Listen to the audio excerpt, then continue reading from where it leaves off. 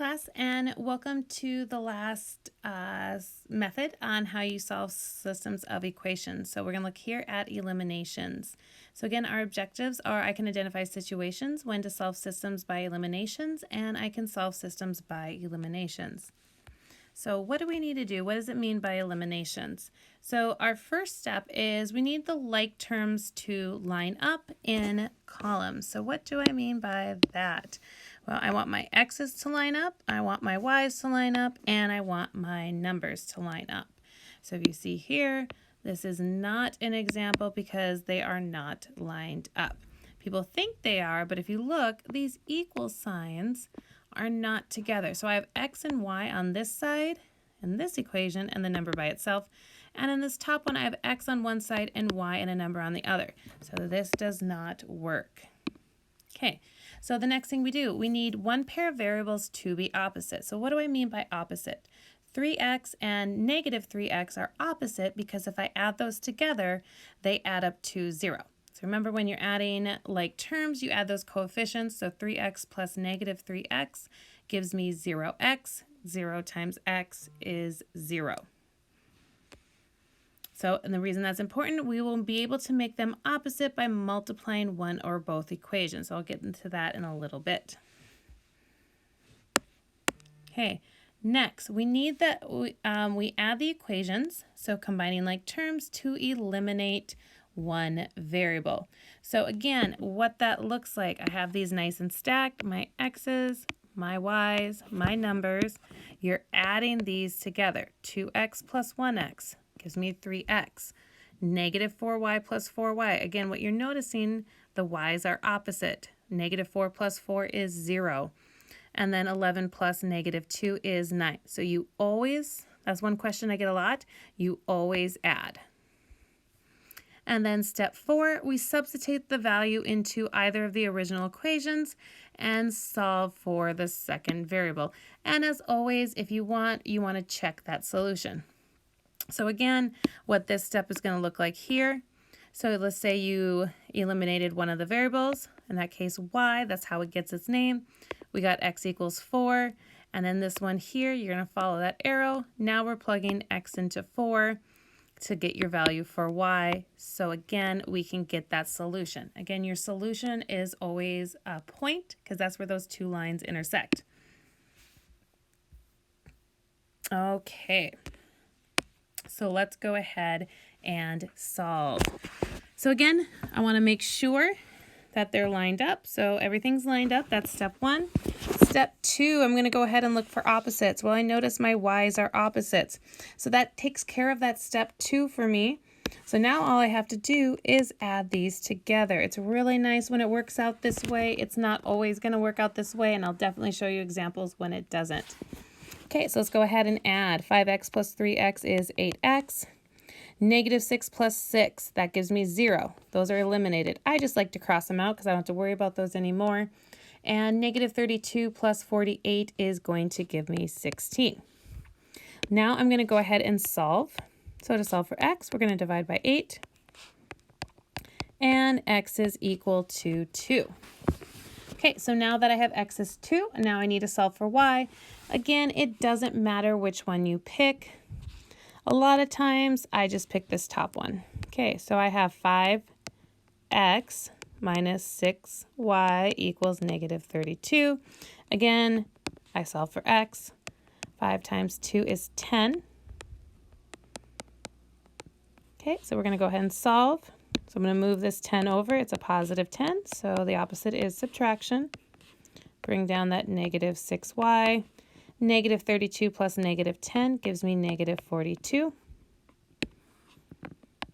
And we're going to go ahead and divide by 6, so y is equal to 7. So my solution is equal to 2, 7. Now again, that last step, step 5, is to check your answers. I've shown in the previous 2 videos how to do that. So I'm not going to check my answer here, but if you want to if you want to check your answer, you're going to plug this point into this equation and in this equation, and it should give you a true statement. If it doesn't, double check your math right away first, and then if it still doesn't, then go back and look at your work. Okay. So let's go to the next one. Okay, so again, everything's lined up properly. That's a hint for elimination. In this case, again, I'm going to go with the y's because those are the better, there's no numbers there. It's going to be easier to manipulate. Now here I'm noticing the y's, they have the same coefficient in front, but they're not opposite signs. So to get them opposite signs, I just need to take one of them and times everything by a -1. Okay, and I'm just going to rewrite this 5x plus y equals 14. And then again, I'm taking this top one and I'm timesing it by -1. So I have -1x minus 1y equals -6. So I was at step 2. Now we're going to add these together. 5x plus -1x gives me 4x. The y's are going to cancel. And 14 plus a -6 gives me 8. So now I can solve for x.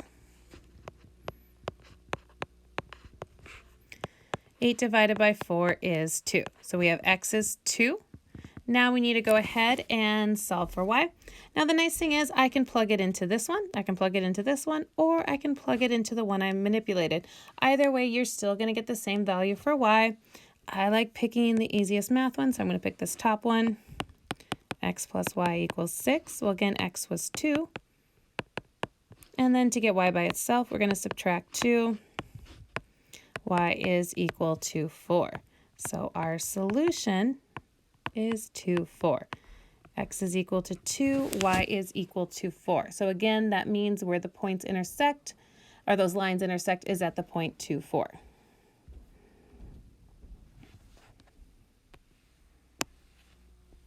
Okay, so as we go through, they're going to get a little bit more difficult as we go through. Okay, so I have 5x plus 2y equals -10, and -2x plus y is equal to 4. So again, it's not going to matter if you choose x or y. Again, if there's a value by itself, like this y, so it just has that implied 1, I'm always going to pick that one to eliminate just because the math is easier with it. Okay, so again, I'm noticing they're the same sign, so we have to make them opposite and we have to change the value. So how do I do that? Well, if I have 1 and I need to make it a -2, how do I do that?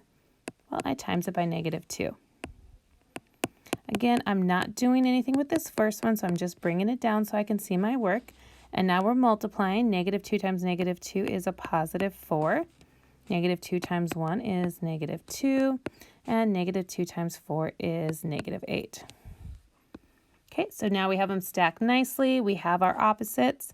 So we can add 5x plus 4x is 9x. These eliminate.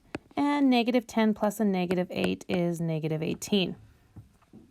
Now we can solve. Okay, to get x by itself, we're going to divide by 9. And -18 divided by 9 is -2. So x is -2. Now we're going to go ahead and solve. Well, again, it doesn't matter which one you pick.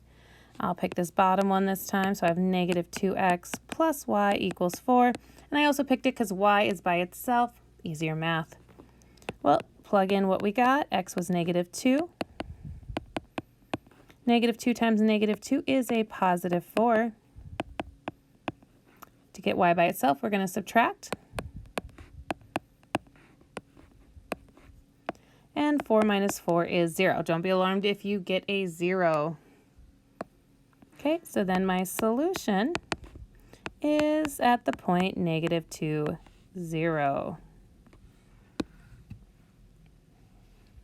Let's move to the next one. Okay, so I have 8x plus 5y equals 6, 3x minus 2y equals 10. So again, with this, it doesn't really matter which one I pick. To be honest, I would probably choose the y's because they're already opposite signs, but we haven't seen one where I've had to manipulate both with the signs as well. So, and I've also eliminated y every time. So just to show you that it doesn't matter, I'm going to eliminate the x this time.